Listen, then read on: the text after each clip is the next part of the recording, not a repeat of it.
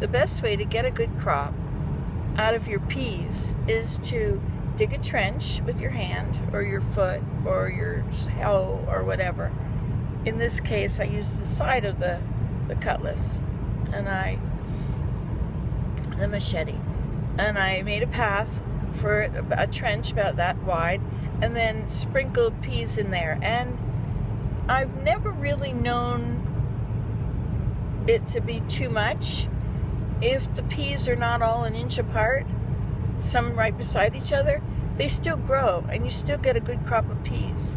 Now you can't have them all like that or it wouldn't work, but anyway, I'm hoping that planting on the side of this, and I planted them like I leaned forward and I did all this at about knee height, and it's so awesome working on a slope. The more vertical the slope, the better, right? But you have to have it about 45 degrees angle, but it's a lot easier to bend that far than to bend all the way to a flat surface on the ground. Now I'm getting too much heat here.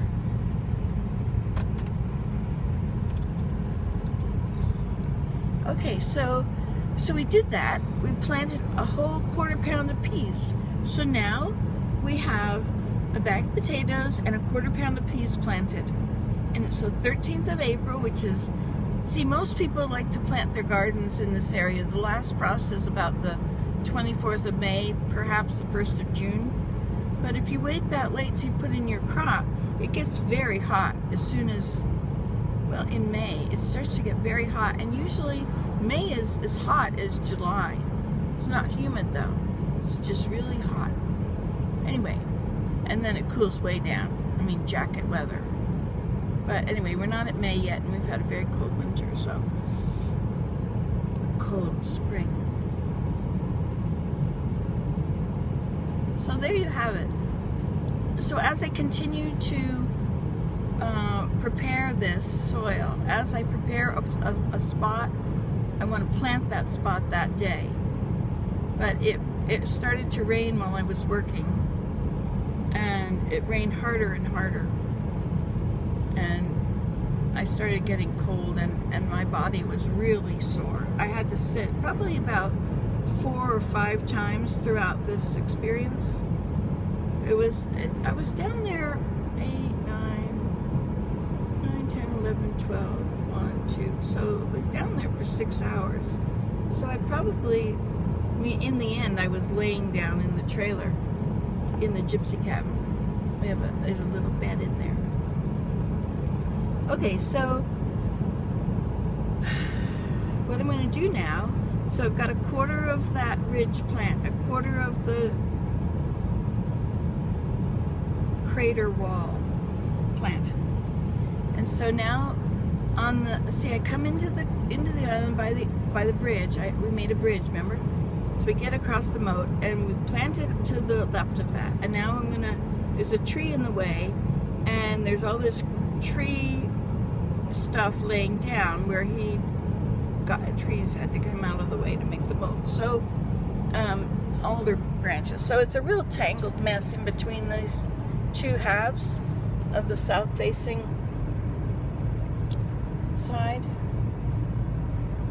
Anyway, it's been really good.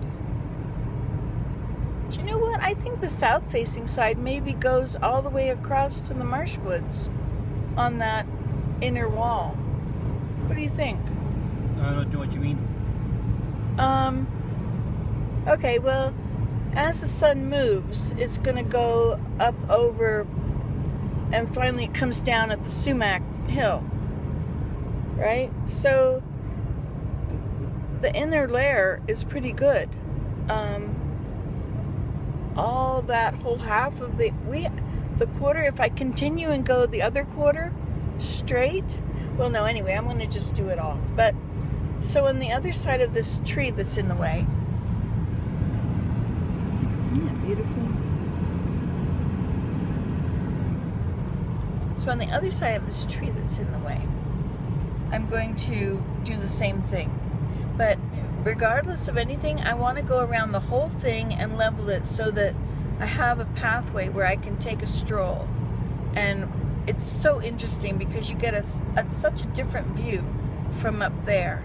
I stood up there and I watched a mink. Was it a mink? No, it was a fisher. I watched a fisher one day from standing up on there. So anyway, I want to do that. And we're making progress. And it's in before the major rains come. Like today, right now, would be a good time to do some more work. But we're temple workers and we're committed, and this is our temple day, so away we go. And the Lord will bless us. Anyway, I'm so pleased. If you plant here in April, you don't have any black flies. But where we live, black flies, you hear about black flies the farther north you go, because I guess the cooler the temperature, and there's a certain amount of heat that is required to make the black flies hatch, and they'll stick around and be very happy until it gets to a higher temperature. And as soon as the temperature spikes, it will kill them off. But if it goes cold at night again, they'll hatch, and if it's not too warm in the daytime, they'll stick around. So our summers are relatively cool. I think 80 is a seriously hot day, or 90 is a seriously hot day. 80 is pretty hot. 80 is about average. 80 is what? Average. Average? The average high in July. Oh, okay. Okay, so there we go. Whenever it gets... In August, you need to wear a jacket in the afternoon.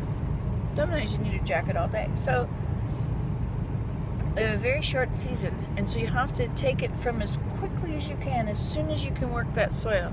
And being on a slope up out of the water table, it will dry faster. But because it's such a wide slope, it's more like a hill, which has its own, it sucks the moisture up. It'll still be good. I mean, most people live on hills high above the water table, right?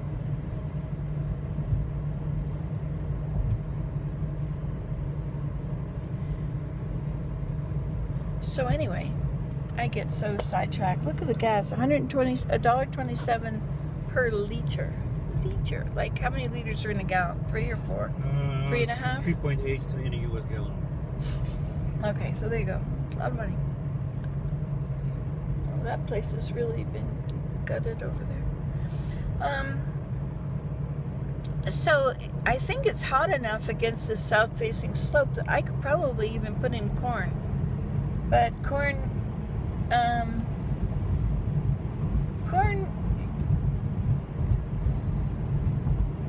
you see, nothing will sprout until the soil is 45 degrees, so it'll just stay dormant. But corn, we always wanted to wait and plant in May. Or did we? Yeah, well, no, you have to have it in by May, because it was a bushel per acre per day past the 1st of May. So you better get your corn in. Or was that, yeah, the corn, or is it by the 15th of May? Maybe corn was by the 15th, and barley and oats and such were by the 1st of May. I don't remember anymore. It's been a while. It's been 31 years, since 30 years. Anyway, since I knew these things. Maybe less.